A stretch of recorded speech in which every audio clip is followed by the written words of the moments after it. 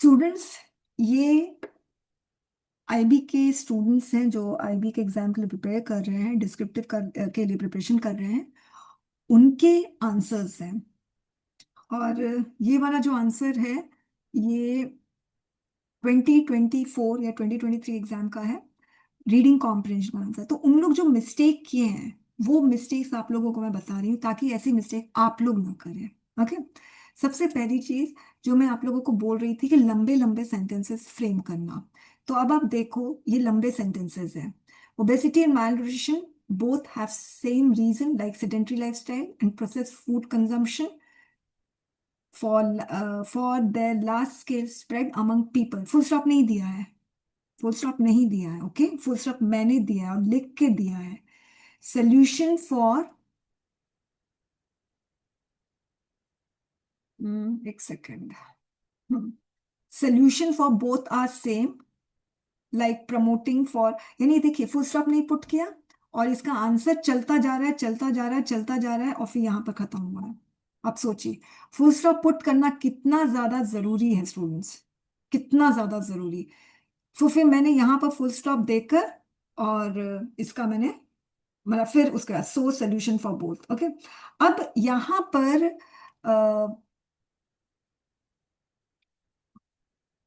इसने कुछ चीजें मिस की है जो मैंने लिख दिया है। जैसे इसने ये वाली चीज लिखी है, regulating market process food for limiting it's cascading effect. ये जरूरी ही नहीं था, आप एक्स्ट्रा लिखे हुए। अब आप लोगों को वर्ड लिमिट मिल गया तो आप एक्स्ट्रा कैसे लिखोगे? अभी आप लोग को पता नहीं चलेगा कैसे एक्स्ट्रा, जब आप लोग पढ़ोगे तब आपको पता चलेगा। ठीक है। अब उसके बाद 2-2 मार्क्स का है, मैंने फिर भी 1.5 दे दिया है, मगर देना नहीं चाहिए था इसको 1.5। मैंने इसको ऑडियो फीडबैक में बोला था कि आपको 1.5 नहीं मिलेगा। ठीक है। The prime reason for obesity, consumption salt and sugar, sedentary, मतलब लापरवाही दिखाना, हड़बड़ी में आंसर लिखना, हाफ हार्टेड अटेम्प्ट है ये वाला क्वेश्चन का आंसर। मतलब होता है ना कि मन से जब हम देते हैं, मतलब जब भी आप आंसर लिखो ना सुनना, आपको लगना चाहिए वाह इसमें तो मुझे मार्क्स मिलना है भाई। मतलब इतने अच्छे से लिखिए। ओके। पूरा अपना हार्ट सोल ब्लड स्वेट सब कुछ दे दीजिए उस आंसर में। ऐसे लापरवाही मत दिखाइए कि स्मॉल लेटर्स में लिख रहे हैं, पूरा पॉइंट नहीं लिख रहे हैं, जबकि ये सब ये पूरा मेंशन है, अच्छे से दिख रहा है। ओके। और ऊपर से देखिए ना, राइटिंग भी देखिए कैसे लिखा हुआ है। राइटिंग भी आप देखिए, ये सेडेंट्री है देखिए, IER दिख रहा है ये। वैसे तो सेडेंट्री का इसने गलत स्पेलिंग है, मैंने स्पेलिंग सही की है, मगर ये आई लिखना चाह रही है। क्यों? यहाँ पे आई का डॉट है, जबकि सेडेंट्री मेंशन है पैसेज में, ये वर्ड मेंशन है, आप देख कर लिख लो ना। मगर नहीं, आप अपने आप को ओवर एस्टिमेट करो कि नहीं I know the spelling, you do not know the spelling. Okay. अब the economy of the country is largely dependent on demography. Full stop नहीं पुट किया, मैंने दिया है फुल स्टॉप। ठीक है। वो एग्जामिनर नहीं देगा, वो तो चलता जाएगा ट्रेन की तरह लंबा लंबा सेंटेंस। ओके। फिर ये नॉट रिक्वायर्ड, एक्स्ट्रा लिखा है। अब देखिए क्या लिखा है मैंने, if you want to score right complete sentence. Okay. अब देखिए इंपॉर्टेंट क्या है, इस क्वेश्चन में इसने ये पॉइंट लिखा, lack of parental control on children due to both parent working and nuclear family structure. आपको पता है ओबेसिटी क्यों हो रही है? ये जो हमने पैसेज देखा था कि ओबेसिटी क्यों हो रही है, उसका रीजन दिया था। ओके। तो रीजन में दिया था ये सारा, देखो ये रीजन है, consumption of processed food, sedentary lifestyle, less consumption of nutrients, aggressive marketing of processed food, ये रीजन है। ओके। इसने ये रीजन दिया लैक ऑफ पेरेंटल कंट्रोल। पूरे पैसेज में ये चीज मेंशन ही नहीं है, इसने अपना ओपिनियन दिया है, खुद का ओपिनियन। आप सोचिए, इसको मार्क्स नहीं मिलेंगे। इनफैक्ट इसको जितना मिलना चाहिए ना वो भी नहीं मिलेगा। मैंने फिर भी 1 दे दिया है, मगर नहीं मिलेगा क्योंकि you are writing something extra that is not mention in the passage, that has not been quoted by the writer. तो आप कैसे दे सकते हो? ओके। तो इस ये रिस्क है स्टूडेंट्स, इसमें अपना ओपिनियन अपना कुछ भी नहीं चलेगा आपका, वरना पैसे देने का जरूरत ही नहीं है। अच्छा। अब देखिए, ये इसका एंड है। ठीक है। और ये इसका एस है। ऐसा होता है, मुझे तो यार नहीं लग रहा है, मुझे को तो ट्रायंगल लिख रहा है और मैं तो ट्रायंगल ही समझूंगी। Targeted policy triangle to regulate the food market. तो प्लीज आप एंड लिखो ना अच्छे से, क्या दिक्कत है? एंड की स्पेलिंग में तो पता है आप लोगों को, क्या प्रॉब्लम है? देखो। ठीक है, तो ये हो गया। इसको हटाते हैं। अब नेक्स्ट देखिए। एक तो आप लोगों को स्टूडेंट्स प्लेन शीट मिलती है। ओके, तो आप लोग जो आंसर प्रैक्टिस करोगे वो प्लेन शीट में करना, रूल में नहीं करोगे। रूल में करोगे तो कोई फायदा नहीं ना, आपको पता ही नहीं चलेगा आपकी राइटिंग। प्लेन शीट में पता चलता है ना राइटिंग ऐसे जा रही है कि ऐसे जा रही है, अगर ऐसे जा रही है तो सीधा करो, ऐसे जा रही है तो भी सीधा करो। ओके, रूल में नहीं पता चलता है। अब देखिए,